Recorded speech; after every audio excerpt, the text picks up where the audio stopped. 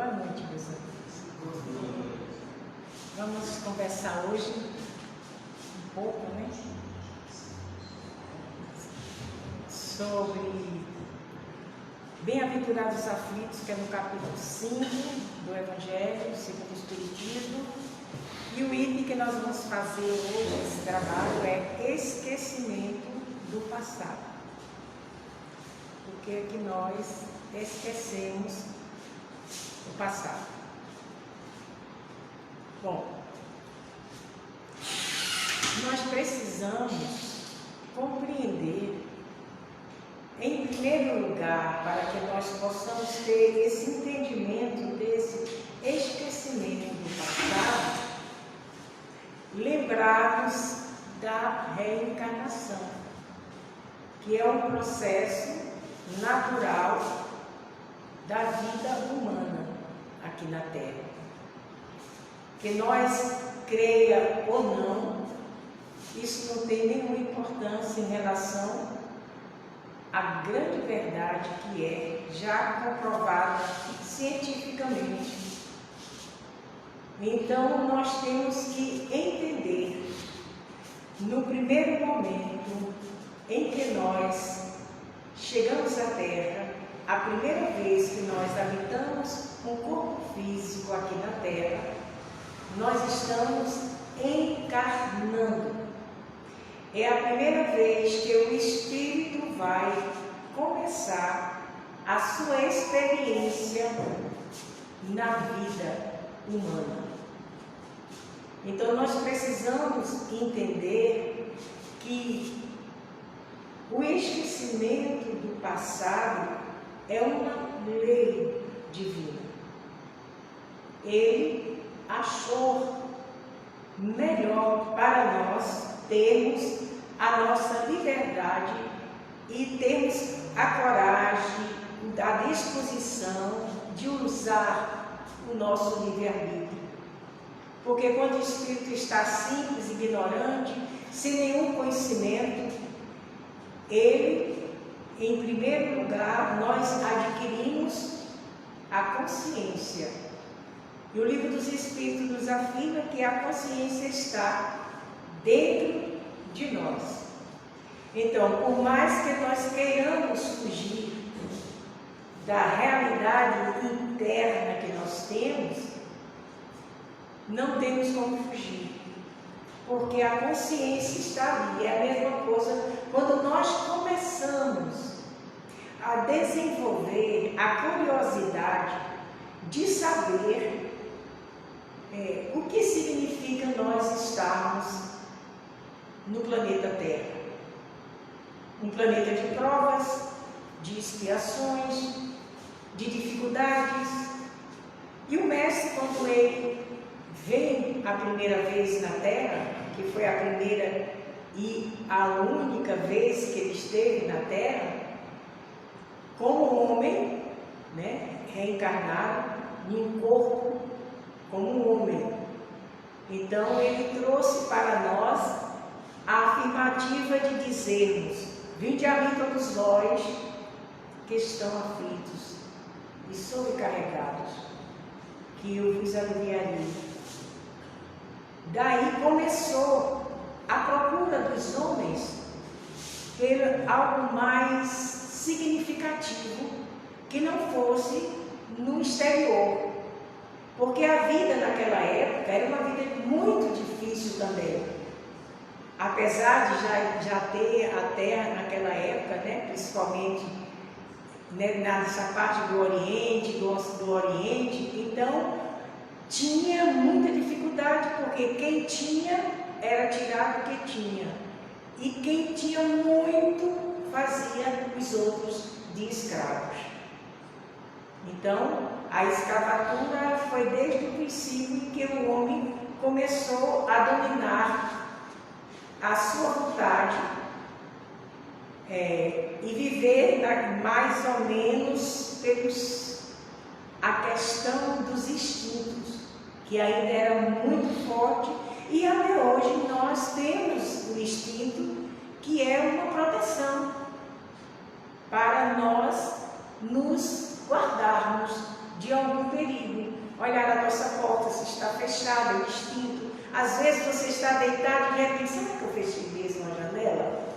Isso é nosso instinto que está nos mostrando, porque ele nos deu essa reserva de um certo temor de perdermos o nosso corpo físico.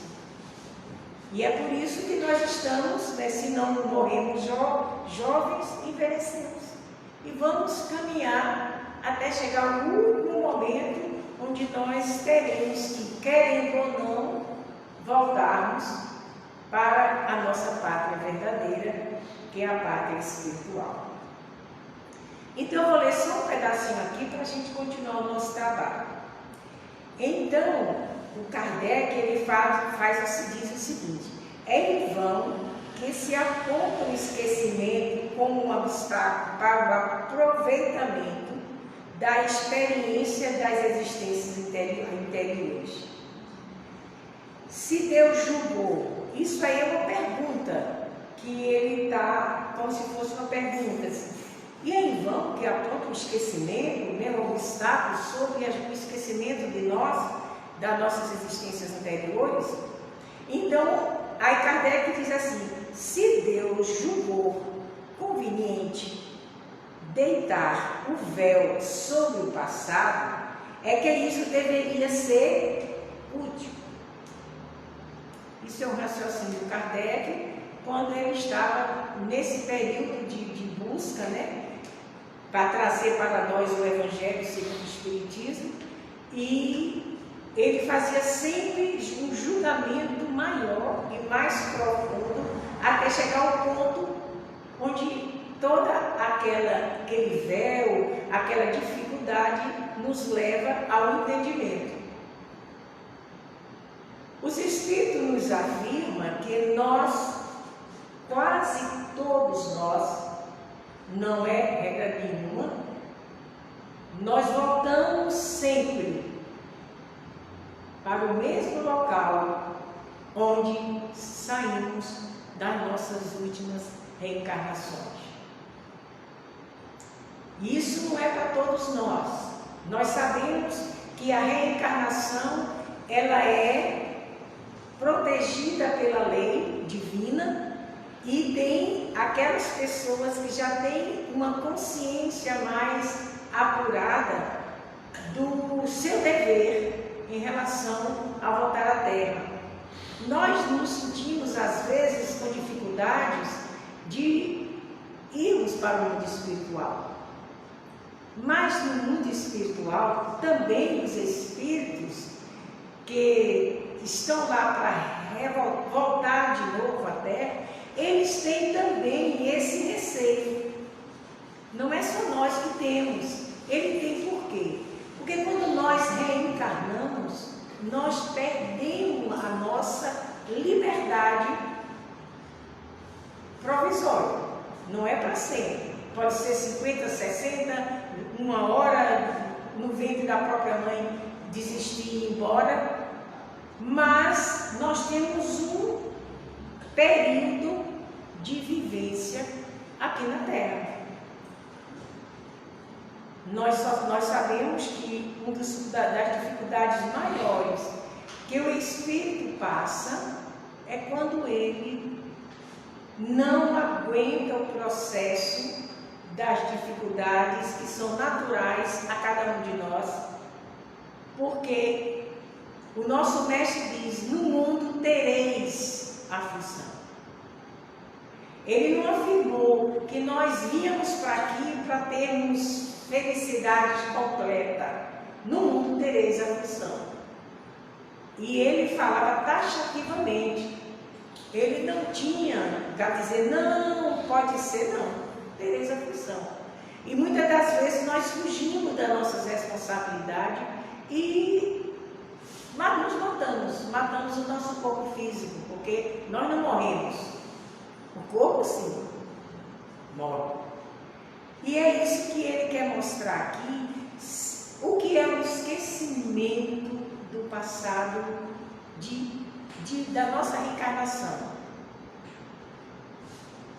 É porque nós temos que deixar bem claro Porque a nossa vontade, o nosso conhecimento que nós vamos adquirindo ao longo dos tempos, dos períodos, nós também vamos aqui guardando toda a experiência que nós vivenciamos aqui. Jesus diz para todos nós, quando o Pai confiou as ovelhas, que éramos nós, é um sentido figurado, então ele disse, nenhuma das minhas ovelhas que o Pai confiou não se perderá. E a reencarnação é esse processo de libertação de todos nós. Por mais experiência que tenhamos na Terra, de faculdades, tem pessoas que fazem 2, 3, 4 faculdades, por mais experiência que temos no sentido de nos doarmos nos trabalhos que nós somos encaminhados para fazer aqui, nós temos que lembrar que todos nós temos uma missão. Ninguém vem aqui na Terra à toa, nem está registrado no plano espiritual que eu vou ser ruim, que eu vou ter uma sina ruim, que o meu destino não vai ser bom e que eu estou determinado para matar, para roubar e para ferir. Não é não. Nós chegamos aqui simples porque não conhecemos nem o bem nem o mal. Nós chegamos. E mediante do que nós vamos provar aqui, é que nós vamos fazer as nossas próprias escolhas. Aí nós perguntamos, e por que Deus não fez todos nós sem esse problema do bem e do mal? Os dogmas da igreja nos afirmam que foi por causa do pecado, e foi por causa da maçã, e porque a mulher que chegou e convidou o homem para que ele comesse aquela maçã, e aí faz esse sentido, né, nos contando para mostrar no pensamento daquela época, onde se começou a entender após o Cristo, porque isso é após o Cristo. A gente pensa que foi antes, não, foi após. Quando eles começaram a formar grupos religiosos, porque o Cristo em si não trouxe religião nenhuma.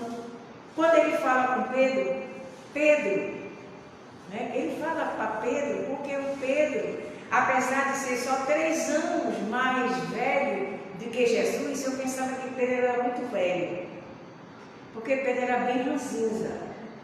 Um dia eu vou trazer os apóstolos para vocês conhecerem eles, cada um. Então, ele era o mais difícil, mais teimoso, o que mais questionava Deus, ou Jesus. E Jesus se apegou a Pedro, a Tiago e ao pequeno João, que era o caçula de todos. Então, ele edifica a minha igreja, não é uma palavra assim, é uma palavra colocada, mas essa igreja que ele estava falando era a mesma igreja, o mesmo altar, quando ele disse, quando precisares se dirigir a Deus, recolhe-te no teu quarto. Ele fez uma mansão daquilo que vivenciava naquele tempo, que é no seu esconderijo. E daí você rogue ao Pai Todo-Poderoso que terás a resposta necessária para ti. Então, é o interno. É aquilo que nós não precisamos de lugar nenhum para orar. Quando nós começamos a adquirir que essa sintonia com a prece, com a oração, é nossa. E no meio de alguma dificuldade, quem é que não chama por Jesus ou por Deus? Quase todos nós. Mesmo aqueles que não acreditam ainda, ou não acreditam, entre aspas, porque dependendo da sua formação, dependendo da sua busca, ele não entende por que tanto sofrimento, por que tanta miséria, por que tantas coisas ruins. Então ele diz, então não existe Deus. Mesmo esse que diz, não existe. Mas quando ele é sofrido por uma dor, lá no âmago do seu ser, ele grita, Senhor, ajuda.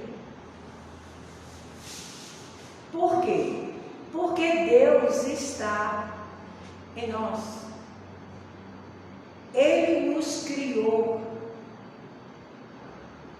Nós não temos noção de compreender como é que Ele fez o Espírito, que até os próprios Espíritos que trabalham, que são Espíritos de escola, ainda não nos traz as informações, porque nós não entenderíamos. Mas o DNA de Deus está em nós. Então nós não podemos fugir do Pai. Mesmo aquele filho que o nega. E vocês podem ter certeza de uma coisa: Deus não se incomoda com isso. Porque Ele acredita na sua criação. E Ele sabe que nós, um dia, nos tornaríamos homens de bem. Ele tem certeza absoluta. E Ele não nos jogou aqui à toa, como tem pessoas, Deus criou e largou. Não. Porque o mestre diz, não cai uma folha que Ele não perceba. Então, não adianta a gente fugir daquilo que ainda, por mais que amamos, não temos noção da sua grandeza.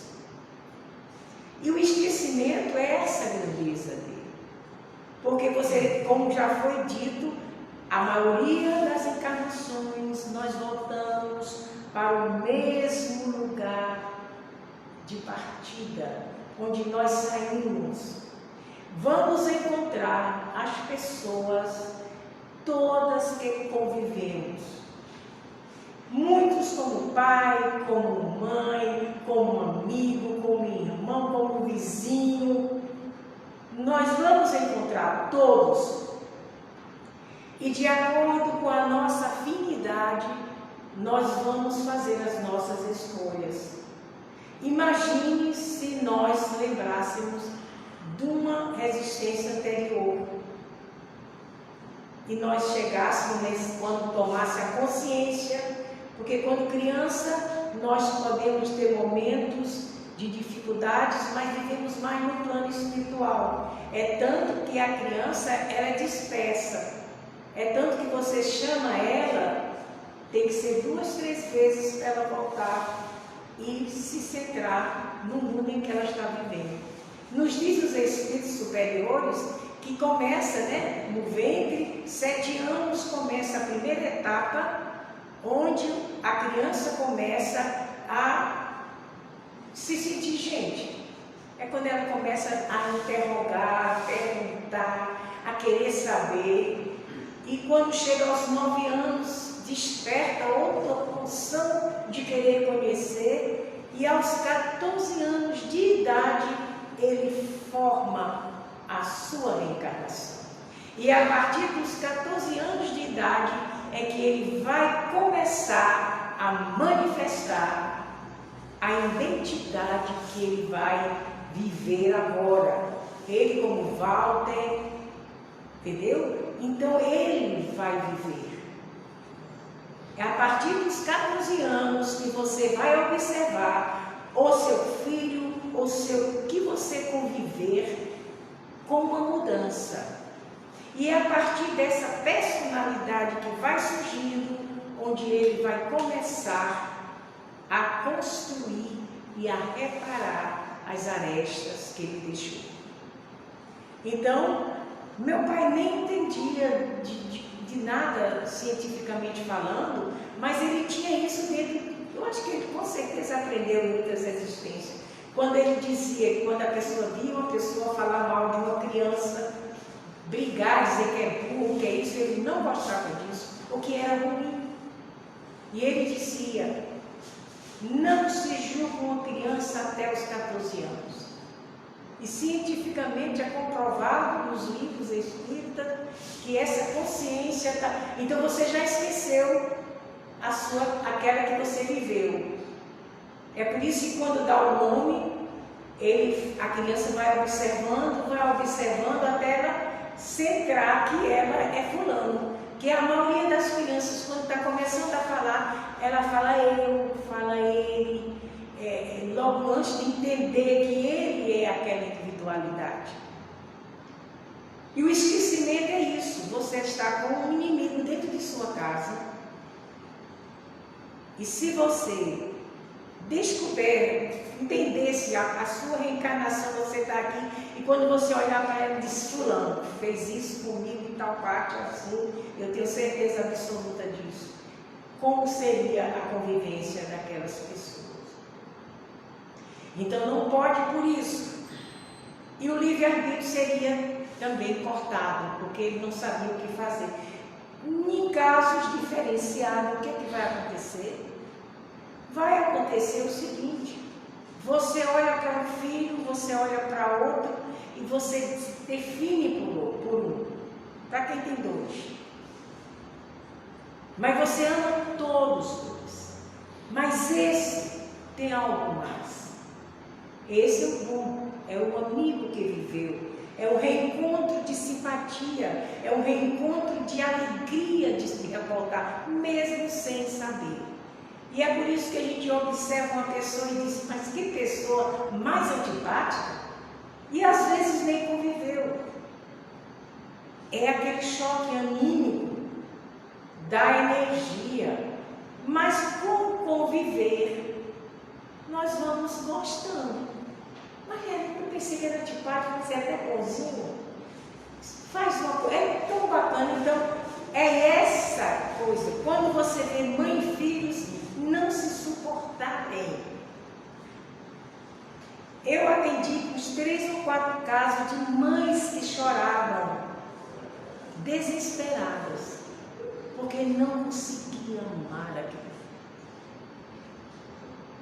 Ela não, quando a criança estava longe, ela sentia saudade, orava por ele, mas quando ele se aproximava, era uma rejeição quase que insuportável. E a pessoa, quando ele bastava falar mãe,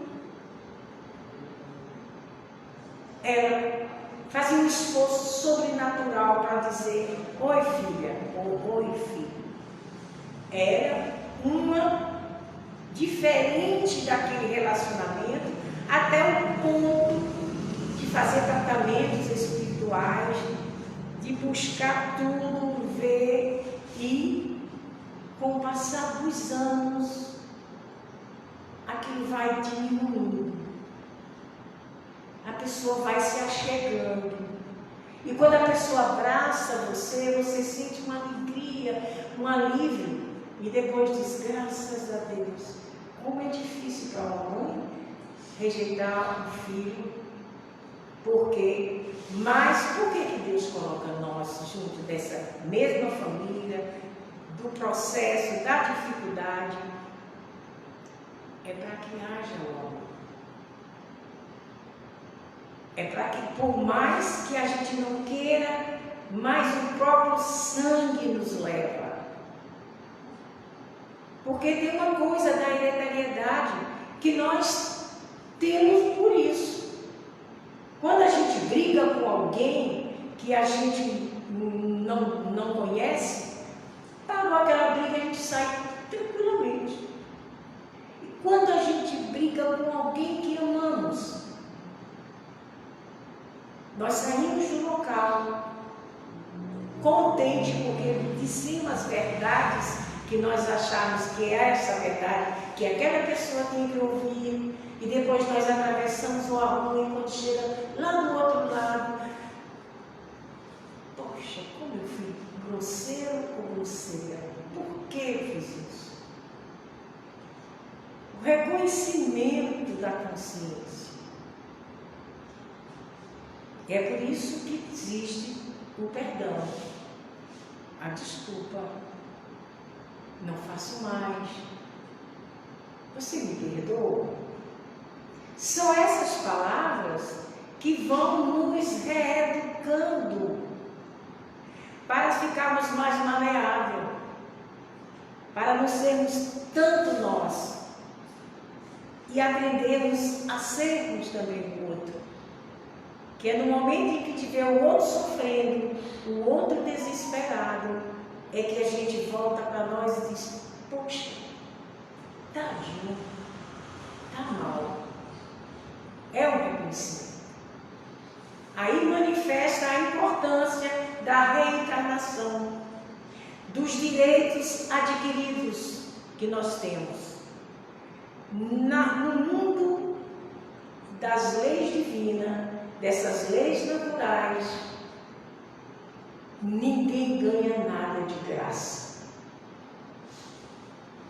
Nós recebemos bônus pela vontade de Deus. Quando a gente está querendo resolver um problema, quer resolver e não consegue, mas quando consegue, graças a Deus, a gente sente como se fosse um milagre aquilo. E foi. Um milagre que a gente não entende, porque a gente não tem nenhum momento para dizer assim: eu realmente conheço Deus. Porque assim fosse, nós estaríamos em condições maravilhosas aqui na Terra. Quando vem uma injustiça, que o próprio Mestre diz nos aflitos, que será consolados, a justiça será feita. Quando a gente vê uma injustiça, a gente dá uma escapada e diz assim: será que Deus está vendo isso? Ou será que é necessário isso? Mas nós estamos aqui espíritos imperfeitos ainda. Os melhorzinhos que estão, a gente sabe que é o Chico, tem alguns aí que a gente não sabe, que está no anonimato, né? Que eles trabalham no silêncio, porque o amor e o bem, ele não tem motivo nenhum de se mostrar. Até os Espíritos dizem que parece que o bem é tímido, ele não tem coragem de dizer, mas não é não, porque o bem é algo tão natural no Espírito. Aquele que não está ainda endurecido assim como nós, que fazer o bem para ele é a coisa mais natural do mundo. Nos países como a Índia, onde parte do país é grandioso em tudo, partes do país, pobreza total, desespero, sofrimento, dor. E nós observamos isso, e é um país imenso, continente africano imenso. E nós observamos que eles, apesar da dor, do sofrimento, uma criança daquela não come uma bala que ele ganha, um chocolate que ele ganha, sem dividir com o outro. Então a gente volta para dentro de nós e dizemos assim: se eu tivesse isso, se eu tivesse aquilo, se eu tivesse um emprego que eu tanto almejo, aí eu seria melhor. Mero engano, porque a dor maior está ali e eles dividem tudo. Eles dão exemplo nessas ONG que trabalham, né?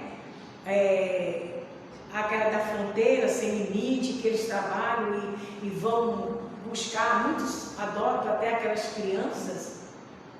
É que eles, quando saem de lá, saem energizados de amor. Se a gente vê um garotinho pedir uma coisa para a gente na rua e tocar na nossa veste, a gente empurra com nojo que está sujando aquela parte do nosso vestido. E é isso que ainda está faltando em nós. E é por isso esse esquecimento. Já pensou se a gente tivesse a lembrança de dizer assim: poxa, eu estou me lembrando, eu fui muito bom. A reencarnação passada eu fui muito bom. Eu fiz isso, fiz aquilo. Aí Deus disse: é necessário o esquecimento para que o livre-arbítrio possa trabalhar sem medo, sem timidez, sem censura. Então ele seria orgulhoso, vaidoso e prepotente daquilo que ele adquiriu em outras vidas passadas.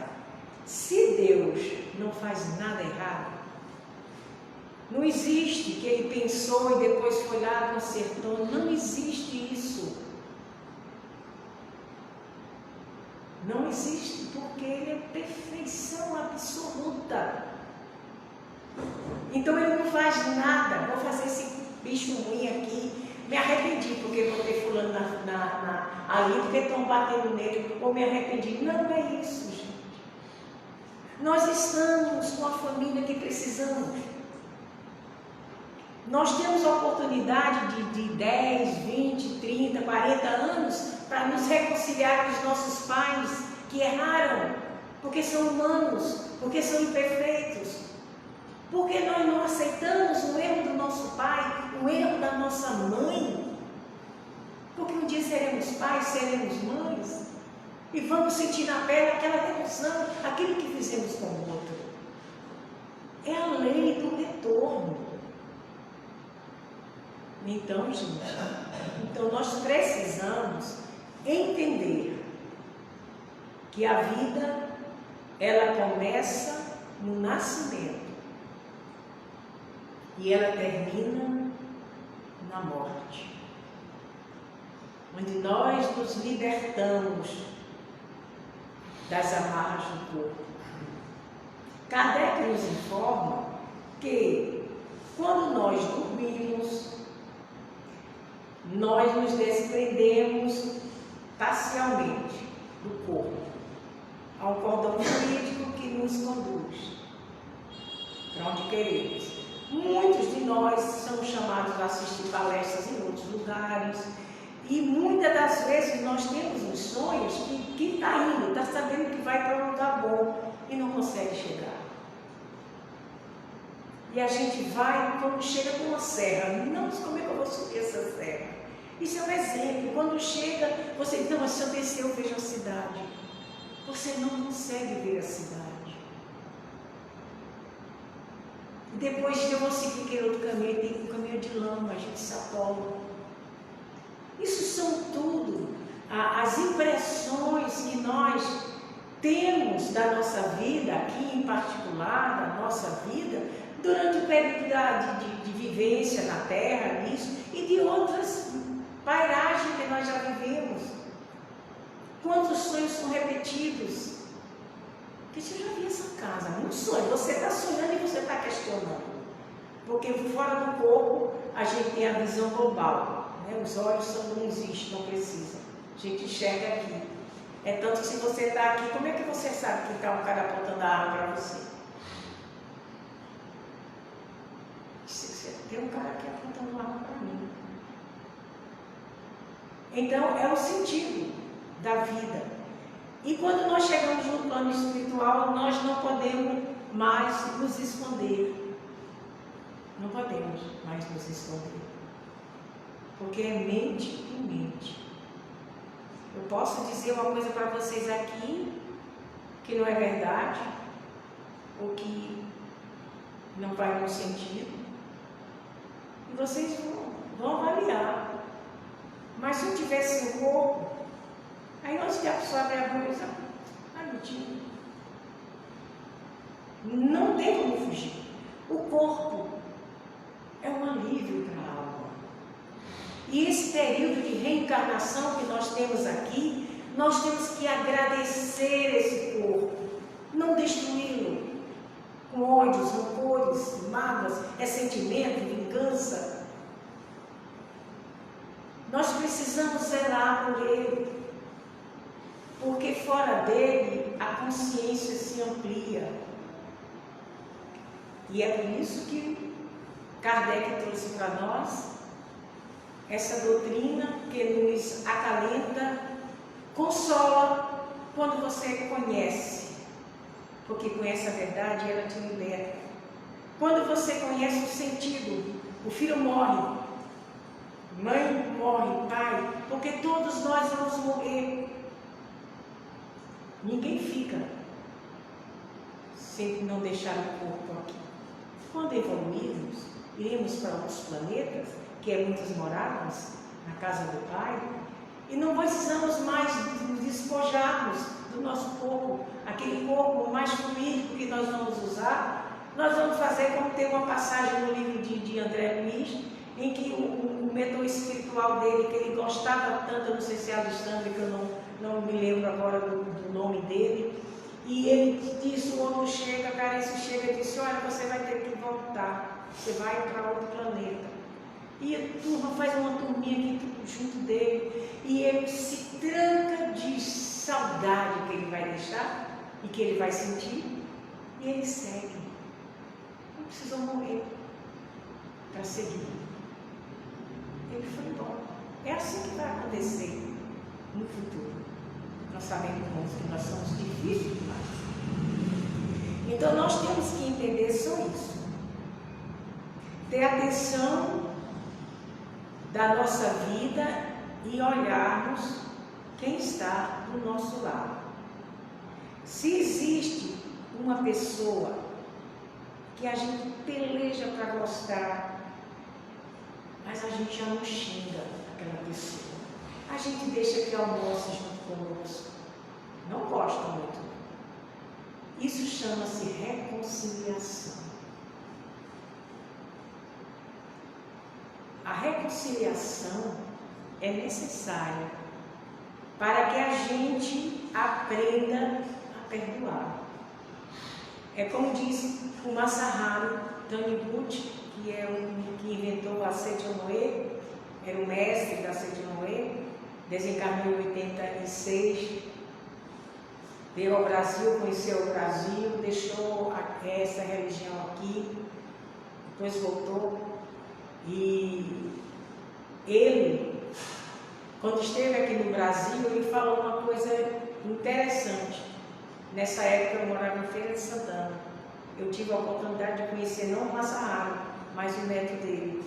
E ele disse que nunca viu um paraíso maior do que o Brasil. Porque ele se encantou com as frutas, com tudo que ele via assim de fartura. E ele pegou algumas frutas e abraçava elas e dizia, isso aqui não é terra, isso é um paraíso. Manifestou esse desejo de voltar, mas ele, antes de querer voltar, tinha que fazer uma caravana para mim, ele desencarna em 86. Bom, aí ele tem uma coisa que vocês sabem, que esse povo do Oriente chama-se sutra. As orações são sutras, né? No Japão, eles tudo têm essas sutras, né? Então, no começo dessa sutra, que chama a Sutra da Harmonia, ele fala dessa reconciliação. Eu vou dizer só um trechinho pequeno. Ele diz assim, reconcilia-te com todas as coisas do céu e da terra. Quando houver a reconciliação com todas as coisas do céu e da terra, tudo será teu amigo. A sutra é grande, uns 20 minutos de sutra.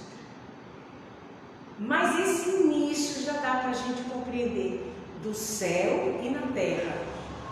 No céu, nós, humanidade, na terra, os nossos amigos, os espíritos de luz, os espíritos que estão em agonia porque ainda não compreenderam Deus. Então nós temos que entender isso. Aqui é o ponto de encontro dos amigos, dos inimigos e dos quase amigos. A oportunidade é ímpar, é uma vez só. Quando Paulo fala que viver é uma vez só, ele quis dizer na personalidade que ele tinha como Paulo de Tarso, que era Saulo. Ele falou nessa vida corporal. Essa vida minha é única. De Lindaci Fernandes, desse corpo aqui. Essa vida é minha. O que eu aprendi, eu levarei para mim, onde quer que eu esteja. Mas tem outras personalidades. É tanto que tem pessoas que possuem transtornos de personalidades. E são suas próprias personalidades que invadem o seu consciente e o seu subconsciente. E você vê pessoas que dizem tem duas caras, tem três caras. Não é. É o que ele viveu, o que ele foi, e de vez em quando passa na memória aquilo ali. Você olha assim, pessoas que estão sendo tratadas com esse transtorno. E é isso que eu queria dizer para vocês. E quando a gente faz esse, nós sai do corpo, a gente se encontra com os entes queridos, a gente encontra com nossos anjos guardiões conversando com nós, nos dá conselho de alguma coisa. Quando a gente chega aqui, que a gente acorda com uma coisa boa, isso parece. E de repente você está conversando, se é casado, com uma pessoa, com um chefe, mas eu tive uma ideia brilhante, eu acordei com uma ideia maravilhosa, e eu vou pôr em prática essa ideia. E a ideia foi provocada pelo seu guardião, pelo seu anjo guardião, pelo seu protetor espiritual, porque Deus é tão generoso que não nos deixa só. E é isso que eu tinha que passar para vocês. Viver é o maior presente que nós recebemos de Deus. Cultivar a vida